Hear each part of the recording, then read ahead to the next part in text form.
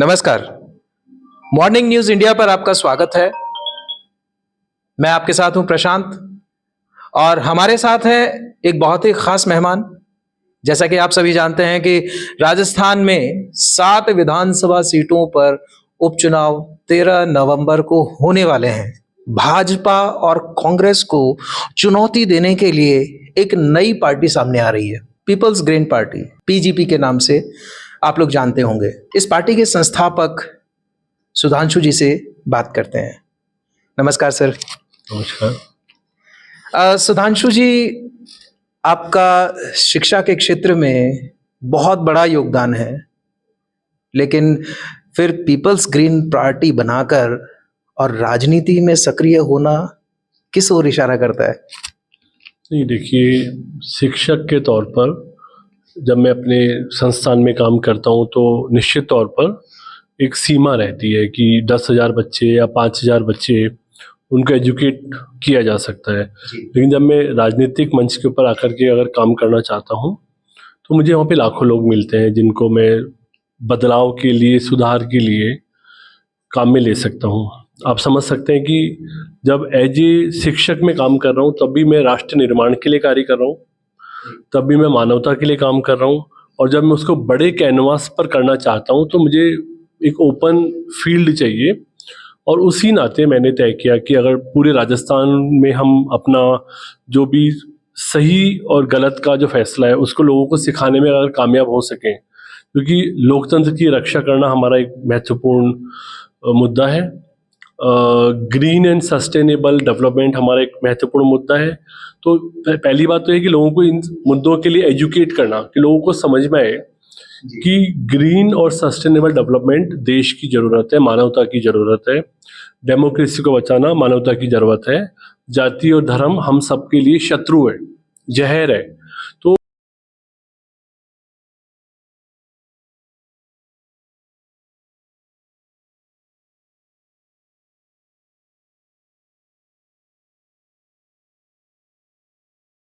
हिंदुत्व एक शब्द है, राजनीतिक दलों के लिए ये एक मुद्दा है। क्या हिंदुत्व वाकई में एक मुद्दा है या सिर्फ राजनीति करने के लिए एक बहाना है? देखिए प्रशांत जी, आप अच्छी तरह से जानते हैं हर एक पॉलिटिकल पार्टी को अपना एक विज़न बनाना होता है, अपना एक एजेंडा बनाना होता है। लोगों को जाकर के बताते हैं कि हमारा ये विज़न है, ये एजेंडा है।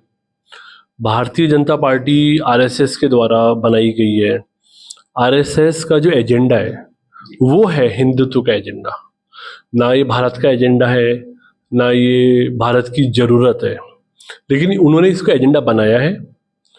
दूसरी पार्टियां हैं वो अपने एजेंडे बनाती हैं। जैसे हमारी पार्टी, हमने अपना एजेंडा बनाया हुआ है कि हम इन एजेंडाज पे काम करेंगे। अब हम अपने एजेंडा को लोगों तक पहुंचाने में कितना कामयाब होंगे और कब कामयाब होंगे, जिस दिन हमने अपने मुद्दे लोगों तक पहुंचा दिए तब आप कहेंगे कि भाई ये ग्रीन और सस्टेनेबल डेवलपमेंट एक एजेंडा है, डेमोक्रेसी एक एजेंडा है, या एंटरप्रेन्योरशिप एक एजेंडा है। बदल जाएगी परिभाषा। तो निश्चित तौर पर अभी भाजपा पावर में, भाजपा सबसे बड़ी पार्टी बनी हुई है, ज़्यादा पावर के साथ काम कर रही है, तो नज़र आ रहा है कि हिंदुत्व एक एजेंडा है। पीपल्स ग्रीन पार्टी किसी भी दल से किस तरह बिल्कुल अलग आप रखते हैं? देखिए, ये पार्टी पूरी तरह से एक नए युग की पार्टी है। इसको आप कह सकते हैं न्यू जनरेशन पार्टी। हम किसी भी तरह से बीजेपी, कांग्रेस और भारत की मोस्टली जो पॉलिटिकल पार्टीज हैं उनसे डिफरेंट है। हम जिन मुद्दों पे बातचीत कर रहे हैं वो मुद्दे लोगों को लुभाते नहीं हैं, लेकिन वो लोगों की ज़रूरत है। राजनीतिक पार्टियां जो बनती हैं भारत में वो बनाई जाती है कि लोगों को लुभाएंगे, लोगों को लड़ाएंगे, लोगों के अंदर नफरत पैदा करेंगे।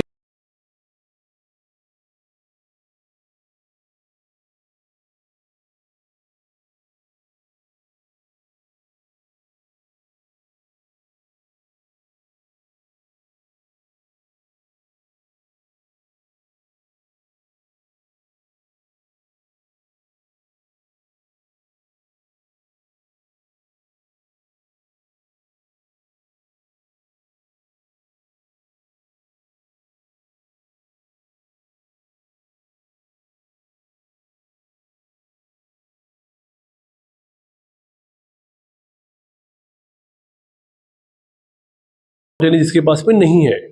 तो कम्युनिस्ट क्रांति यही थी कि हैव के अगेंस्ट फाइट। जैसे राहुल गांधी लोगों को बरगला रहे हैं कि आप 10% को छोड़िए, उनको तो हम समुद्र में फेंक देंगे और 90% मेरे साथ आ जाइए। तो ये होता है कि आप 10 को 90 को लड़ाई करवा दो। जैसे कि हिंदुत्व है, हिंदुत्व में यही कहानी है कि बेरोजगारी भूल जाइए, सिलेंडर की रेट भूल जाइए, पेट्रोल की रेट भूल जाइए, सड़क नहीं बनी भूल जाइए, आपके पास घर नहीं है भूल जाइए, देखिए 15% मुसलमान आपको मारेंगे, तो तुम 85 इकट्ठे हो जाओ। ये हिंदुत्व है। Actually they are not doing something good for Hindutva. जो लोग हिंदुत्व की बात कर रहे हैं वो भी हिंदुत्व की परिभाषा को नहीं जानते। माफी चाहते हुए कहना चाहता हूं कि पोंगा पंडित बनना हिंदुत्व नहीं है। सड़क के ऊपर आरती उतार करके नारे लगाना हिंदुत्व नहीं है। इसी तरह से अगर दूसरी ओर हैव एंड हैव नॉट की लड़ाई करा रहे हो तो वो भी राष्ट्रीय भक्ति या राष्ट्रीय सेवा नहीं है, वो मानवता के खिलाफ है। और ये जो वर्ग संघर्ष है रूस जैसे मुल्कों में पूरी तरह से फेल हुआ है। हजारों मुल्कों में, मतलब आपने कितनी दफा देखा होगा कि जब वर्ग संघर्ष के नाम पर सत्ता प्राप्त करके लोगों ने तानाशाही करी है। इंदिरा गांधी जैसे नेताओं ने भारत में तानाशाही करी है, सद्दाम हुसैन जैसे लोगों ने, फिदल कास्ट्रो जैसे लोगों ने दूसरे मुल्कों में तानाशाही करी है। तो ना तो राहुल गांधी का फॉर्मेट जो वर्ग संघर्ष से रिलेटेड है वो किसी तरह से काम का है, ना हिंदुत्व किसी तरह से काम का है। अगर आप मुद्दा है तो देखिए हमारा जो जीवन का जो न्यूनतम आवश्यकता है, अच्छी आर्थिक ताकत होनी चाहिए, सबके पास अच्छे कपड़े होने चाहिए, अच्छा घर होना चाहिए, अच्छी यातायात हो, अच्छा ड्रेनेज हो। अब यूरोप में जाइएगा, अब बल्कि अब तो आप पूर्वी एशिया में चले जाइए, आप ताइवान को देखिए, कोरिया को देखिए, जापान को देखिए, मलेशिया इंडोनेशिया को देख लीजिए, थाईलैंड को देख लीजिए। ये तो हमारे साथ ही गुलाम थे, हमारे साथ ही आज़ाद हुए हैं। इन मुल्कों को आप देखिए किस तरह से पिछले 50 वर्षों में दुनिया बदल गई उनकी। हम अभी भी उन्हीं संघर्षों में, उन्हीं लड़ाइयों में अपनी ज़िंदगी को बढ़ा रहे हैं। तो जितनी पॉलिटिकल पार्टीज़ हैं, तमिलनाडु की पार्टी हैं, वो कह रही है कि हम पेरियारवादी पार्टी हैं, तो वो भी वहाँ पे कह रहे हैं कि हम अपर कम्युनिटीज़ को या कि हिंदुओं को या कि नॉर्थ इंडियंस को मारेंगे और इसलिए हम आप सब हमारे साथ आ जाओ। कहीं पर बात चल रही है पॉलिटिकल पार्टियों में कि मेरी पार्टी अमुक वर्ग को आरक्षण दिलाने के लिए बनी है, यानी कि एक वर्ग का हित करने के लिए बनी है, अधिकतर वर्गों का अहित करने के लिए बनी है। तो देश भर की पार्टियां पुरानी पार्टियां हैं, पुराने सिस्टम पर है, सत्ता लेने के लिए बनी हुई है, लोगों को लड़ा करके पावर में आती है और आना चाहती है। पीपल्स ग्रीन पार्टी सत्ता में आने के लिए इतनी भूखी नहीं है, ये एक विचार है, एक नया आइडिया है। तो वर्तमान राजनीतिक पार्टियां और पीपल्स ग्रीन पार्टी में बहुत भेद है। अभी हाल ही कुछ सालों पहले दिल्ली की जनता ने मानस बनाया कि हमें ना बीजेपी चाहिए न कांग्रेस चाहिए, और उन्होंने आम आदमी पार्टी को कमान सौंपी। केजरीवाल जी उसका एक उदाहरण है, मुख्यमंत्री बने। तो क्या ऐसा ही कुछ परिवर्तन पीपल्स ग्रीन पार्टी की तरफ से भी होने जा रहा है? देखिए पूरी तरह से आम आदमी पार्टी और पीपल्स ग्रीन पार्टी अलग अलग पार्टी है। एक समानता है कि आम आदमी पार्टी ने भी नॉन पॉलिटिकल लोगों को अपॉर्चुनिटी दी, नॉन पॉलिटिकल।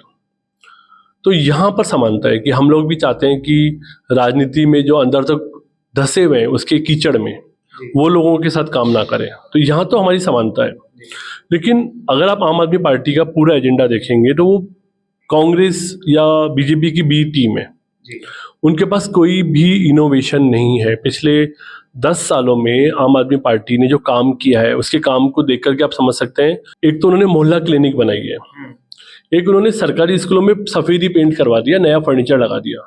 इसके अलावा किसी तरह से अगर आप दिल्ली के बारे में बात करें, दुनिया के किसी भी बेहतरीन यूरोपियन शहर के सामने दिल्ली कहाँ टिकती है। तो आम आदमी पार्टी के पास में कोई एजेंडा या कोई प्लान या कोई प्रोग्राम नहीं है। हाँ, जो इमोशन था कि लोग बीजेपी कांग्रेस से नाराज हो गए थे, उन्होंने उस इमोशन को भुना करके सत्ता हासिल की है। और ये भी बात ठीक है कि उन्होंने नॉन पॉलिटिकल लोगों को इन्वॉल्व किया था।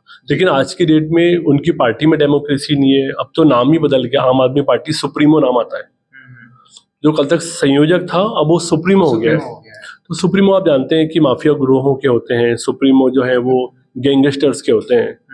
तो there is no comparison between Aam Aadmi party and people's green party. Modi ji विश्व पटल पर जो है एक बहुत बड़े नेता बन चुके हैं, विश्व स्तर के नेता बन चुके हैं और एक बहुत बड़ी पहचान मानी जाती है। उसके साथ साथ जो है उन्होंने बीजेपी को भी जो है फर्श से अर्श तक पहुंचाया है। बहुत बड़ा उनका योगदान है और बहुत बड़ी पार्टी, विश्व की सबसे बड़ी पार्टी बीजेपी मानी जाती है। वो एक बहुत बड़ी चुनौती नहीं होगी आपके सामने? ये देखिए, मोदी जी निश्चित तौर पर भारत के नेता हैं जी। भारत के प्रधानमंत्री होने के नाते इसमें कोई डाउट की बात नहीं है। और देखिए, आपको मैं इतना समझाना चाह रहा हूँ कि भारत का जो नेता है, जिसको भारत की जनता ने चुना है, उसको दुनिया नमस्ते करती है। मतलब वो मोदी जी को नमस्ते नहीं कर रही है। अगर आज अमेरिका का आज अगर अमेरिका का राष्ट्रपति, इंग्लैंड का राष्ट्रपति, जर्मनी का राष्ट्रपति या दुनिया के किसी भी मुल्क का राष्ट्रपति भारत के नेता को अगर सलाम कर रहा है, आगे बढ़ के हाथ मिला रहा है, तो वो भारत से हाथ मिला रहा है। वहां पे मोदी जी की जगह पर कोई दूसरा व्यक्ति खड़ा होगा तो उससे मिलाएगा। आपको याद रहना चाहिए कि भारत की स्थिति पिछले, देखिए, वर्तमान परिदृश्य में भारत का निर्माण कोई 2014 में नहीं हुआ है। भारत धीरे धीरे ग्रो कर रहा है। हाँ, मेरा पॉइंट यही है कि धीरे ग्रो कर रहा है, लेकिन 91 के बाद में जब आर्थिक सुधार आए, उसके बाद से भारत लगातार सकारात्मक दिशा में आगे बढ़ रहा है। अटल बिहारी वाजपेयी भी जब संयुक्त राष्ट्र संघ में जाके अगर भाषण दिए होंगे तो लोगों ने तालियां बजाई। राजीव गांधी को भी स्टैंडिंग ओवेशन मिला है। मनमोहन सिंह को भी ओबामा जो है वो एयरपोर्ट तक लेने के लिए आए हैं और मोदी जी को भी हर दिन सलाम करते हैं। तो ये भारत की जनता को सलाम है। अब पहली बात तो ये है कि भाई मोदी जी के बारे में मेरा कहना है कि देश के नेता है तो उनको सलाम मिलनी ही है। अब जहाँ तक पीपल्स ग्रीन पार्टी की बात है तो पीपल्स ग्रीन पार्टी तक शैशव अवस्था में पार्टी है। हम अपने आप को तैयार कर रहे हैं और ये भी आप मानिएगा कि जब कांग्रेस बहुत बड़ी पार्टी थी, बहुत बड़ी, और भाजपा की 2 ही सीटें आई थी, तो वो टाइम पर ये चुनौती रही होगी कि भाई इतनी बड़ी कांग्रेस से भाजपा कैसे टकराएगी। पर आपने देखा 10 ही वर्षों में भाजपा कांग्रेस बराबर आ गई। तो ये तो समय जो है वो महत्वपूर्ण है। अगर पीपल्स ग्रीन पार्टी का एजेंडा बढ़िया होगा, हमारे कार्यकर्ता सक्रिय होंगे, लोगों तक जाएंगे, लोगों से मिलेंगे, तो जो आज छोटा है वो बड़ा हो जाएगा, आज जो बड़ा है वो छोटा हो जाएगा। ये तो सब समय की महिमा है। आमतौर पर देखा जाता है कि सभी राजनीतिक दलों की अपनी अपनी अलग विचारधाराएं होती हैं, जिनके बूते वो राजनीतिक दल जो है वो आगे बढ़ता है और लोगों के बीच अपनी एक पहचान बनाता है। लेकिन आजकल ये भी ज़्यादातर देखा जा रहा है कि विचारधारा को इतना महत्व नहीं दिया जाता है, जाति और धर्म के आधार पर वोट डाले जाते हैं। आप इस संदर्भ में क्या कहना चाहेंगे? देखिए, जहाँ तक पीपल्स ग्रीन पार्टी का मसला है, पीपल्स ग्रीन पार्टी पूरी तरह से गैर जाति और गैर धर्म वाली पार्टी है जी। और बार बार हम ये कह रहे हैं कि जाति धर्म हमारे शत्रु हैं। आज के करीब 1000 साल पहले जब भारत गुलाम बनना शुरू हुआ, हमारा स्वशासन हमारे हाथ से निकला, सिर्फ इसलिए निकला कि हम विभाजित थे, हम गुटों में बटे हुए थे, हम एक दूसरे के मर जाने पर खुश हो रहे थे। हमें लग रहा था कि प्रशांत जी को ऐसा महसूस हो रहा था कि अभी तो सुधांशु जी मरे, मेरे को क्या प्रॉब्लम है, तो अगले दिन आप पे हमला होगा। तो ये स्थिति से भारत पराजित होते हुए गुलाम बन गया। तो जाति धर्म निश्चित तौर पर देश के लिए नुकसानदायक है। पीपल्स ग्रीन पार्टी का एक 8 सूत्री एजेंडा है। जो 8 सूत्री एजेंडा है वो एक बहुत ही वाइड एजेंडा है। और देखिए, हमारा जो एजेंडा है वो संयुक्त राष्ट्र संघ ने एक SDG नाम से, सस्टेनेबल डेवलपमेंट गोल, इस नाम से एक डॉक्यूमेंट बनाया। सौभाग्य की बात यह है कि पीपल्स ग्रीन पार्टी का निर्माण उससे पहले हो गया था, उस एजेंडा के बनने से पहले। मेरी पार्टी का कॉन्स्टिट्यूशन उससे पहले पास हुआ चुनाव आयोग से। और आप संयुक्त राष्ट्र संघ का SDG देखेंगे जो 16 पॉइंट प्रोग्राम है और मेरा 8 पॉइंट प्रोग्राम देखेंगे तो आप पाएंगे कि वो 16 पॉइंट मेरे 8 पॉइंटों में क्यों लिखे हुए। तो जो भारत की जरूरत है जिससे भारत आगे बढ़ सकता है, जिससे भारत के लोगों को गौरवपूर्ण जीवन मिलेगा, जिससे गरिमापूर्ण जीवन मिलेगा, जिससे हमें मानवता की सेवा करने का अवसर मिलेगा, वो सारे एजेंडा हमने अपने में समाहित किए हैं। तो निश्चित तौर पर हमारा एक बहुत ही व्यापक एजेंडा है। ये एक छोटे लेवल पर नहीं है, ये इतना ज़्यादा व्यापक है कि मैं आपको 1 घंटा या 2 घंटे में मेरे पार्टी के एजेंडा को बता भी नहीं सकता हूँ। लेकिन हमारा एक बड़ा एजेंडा है और हम ये चाहते हैं कि हम अपने एजेंडा को बिल्कुल सीरियसली आगे बढ़ाएं। भारतीय जनता पार्टी जो उनका एजेंडा है, वो उस एजेंडा को भी डर डर के आगे लेकर के आते हैं, क्योंकि वो वोट के डर के मारे कि भाई अगर आज ये हम लागू कर देंगे तो कल हमारी सरकार चली जाएगी। आपने देखा है मोदी जी ने नई गवर्नमेंट आने के बाद कितने यू टर्न ले लिए। लेकिन ये आपके लिए चैलेंज नहीं होगा बीजेपी से सामना करना? नहीं, बिल्कुल। बीजेपी बहुत बड़ी पार्टी है। देखिए, बीजेपी तो हाथी है और हम चींटी हैं जी। तो यहाँ सामना कौन कर रहा है? हम कोई ऐसा नहीं करें कि भाई हम हाथी के ऊपर चढ़ के उसका वध करने वाले हैं, ऐसा नहीं है। राजनीति है, डेमोक्रेसी है, हम अपनी बात लोगों को बताएंगे, हम लोगों के बीच में जाएंगे, हम उनके अंदर जागरण पैदा करेंगे। हो सकता है कि हमारे मुद्दों को बीजेपी ले ले। भजनलाल सरकार लगातार भाषण दे रही है, मैंने कैलेंडर जारी कर दिया, मैं 60,000 लोगों को नौकरी दे दूंगा। भाई भजनलाल जी से, क्योंकि मेरी पार्टी छोटी है, मेरी आवाज उन तक नहीं पहुंचती। आप ये बताइएगा कि राजस्थान में 1.5 करोड़ नौजवान हैं जिनकी आबादी 18 साल से 35 साल या 30 साल के बीच में है। तो 18 से 30 के बीच में 1.5 करोड़ लोग हैं। आप कह रहे हो 60,000 को रोजगार दूंगा, तो मेरा सवाल है कि 1 करोड़ 49 लाख और 40,000 लोगों के लिए क्या प्लान है? उनके लिए कोई प्लान है नहीं। उनके लिए कोई प्लान है ही नहीं। आप जानते हैं कोई प्लान नहीं है। वसुंधरा जी के पास कोई प्लान नहीं था, अशोक गहलोत जी के पास कोई प्लान नहीं था। ये लोग सिर्फ सरकारी नौकरी का झुनझुना दिखाते हैं। देश की सबसे पुरानी पार्टी कांग्रेस जो है, उसके ऊपर काफी समय से जो है एक तमगा लगा हुआ था परिवारवाद का, और वही तमगा जो है शायद उसके पतन में कहीं ना कहीं एक कारक रहा है। और अभी हाल ही में आपने बीजेपी को लेकर भी कोई ऐसा बयान दिया था जिसमें कि आप बीजेपी को भी इसी कटघरे में खड़ा कर रहे हैं कि वो भी परिवारवाद को बढ़ावा दे रही है। वो किस तरह से? देखिए, बीजेपी ने हमेशा कहा कि हम लोग पार्टी विद डिफरेंस है, और मोटे तौर पर मेरा अभी भी मानना है कि आरएसएस का सोच पार्टी विद डिफरेंस के साथ है। मैं ऐसा सोचता हूँ अभी भी, क्योंकि ज़्यादातर ऐसी चीज़ें दिखाई देती है। लेकिन आपने खुद ने देखा है कि राजस्थान में पहले इनका रूल था कि भाई हम किसी फैमिली पर्सन को टिकट नहीं देंगे। वसुंधरा जी को इन्होंने बोला कि भाई आपके बेटे को देने तो आपको नहीं देंगे, और बड़ा वो इलेक्शन मैनेज करते हैं कि विधानसभा में एक जना लड़ लेता है, लोकसभा में एक जना लड़ लेता है, क्योंकि 2 एक साथ नहीं देंगे। अभी आप देखिएगा कि दौसा से जो पार्टी के उम्मीदवार हैं भाजपा के, उनके बड़े भाई साहब बाबा किरोड़ी लाल जी, वो एमएलए हैं। उनका भतीजा महुआ से एमएलए है। अब उनका छोटा भाई दौसा से टिकट ले आया।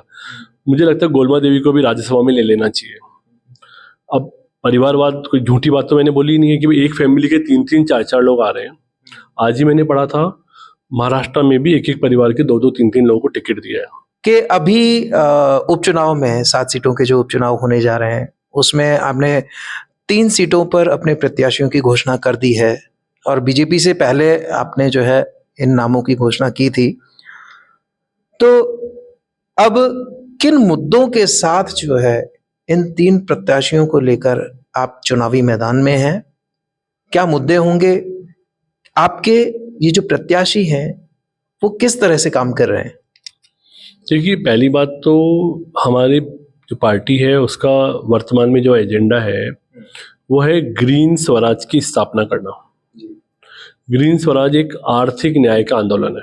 हमारा ऐसा मानना है कि राजनीतिक जो आज़ादी है देश में आ चुकी है। चुनाव लड़ने की सबको आज़ादी है, हारने जीतने का सबको अवसर है। तो राजनीतिक आज़ादी तो है, लेकिन बजट का पैसा जो लोगों तक जाना चाहिए वहाँ पे बहुत बड़ी बेईमानी चल रही है। देखिए, राजस्थान के अंदर प्रतिवर्ष करीबन 3 लाख करोड़ रुपया टैक्स के तौर पर सरकार वसूल करती है। यानी कि आप ये समझिएगा कि 5 बरस में 15 लाख करोड़ रुपया टैक्स के तौर पर लेती है। ये जो पैसा है इसका 90% हिस्सा 1% लोगों को मिलता है। मैं आपको समझाना चाहूँगा कि 58% पैसा टोटल जो कलेक्शन है सरकार का, जो सरकार की बक्से में जा रहा है, उसमें से 58% यानी 1 रुपये में से 58 पैसे सरकारी कर्मचारी की तनख्वाह में जा रहे हैं। जी। सरकारी कर्मचारी की जो आबादी है वो 1% है।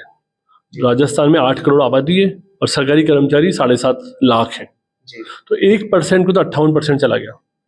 फिर पुराने जो कर्जे ले रखे हैं उसका मूलधन और उसका ब्याज चुकाने पर 24 पैसे चुकाते हैं लोग, 24%। दोनों मिलाकर के करीबन 82% हो गया। इंफ्रास्ट्रक्चरल डेवलपमेंट पर ये लोग करीब 10% पैसा खर्च कर रहे हैं, यानी कि 92% पैसा खर्च हो गया। तो ये 92% पैसे का वो मैक्सिमम 1% लोगों तक इसका लाभ पहुंचता है।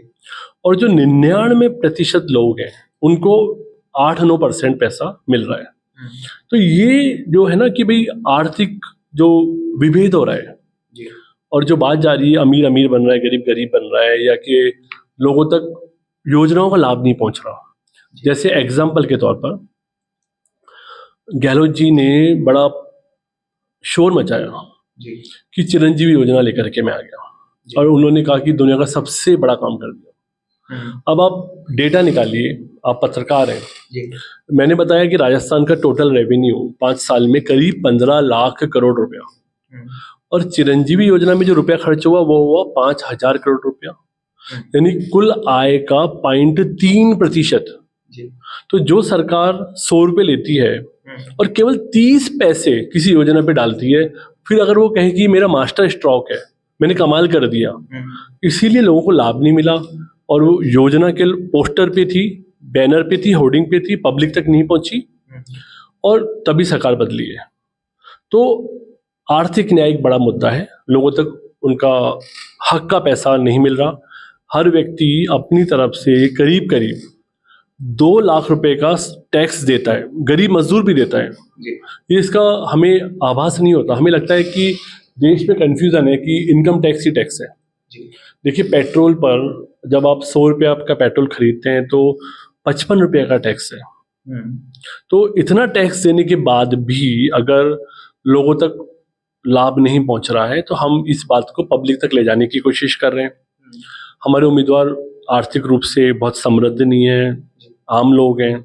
हमारे पास में कोई चंदा या जैसे भ्रष्टाचार का पैसा ये लोगों के पास होता है, तो नो डाउट कि हमारी कैंपेन इन सब बातों से प्रभावित होती है।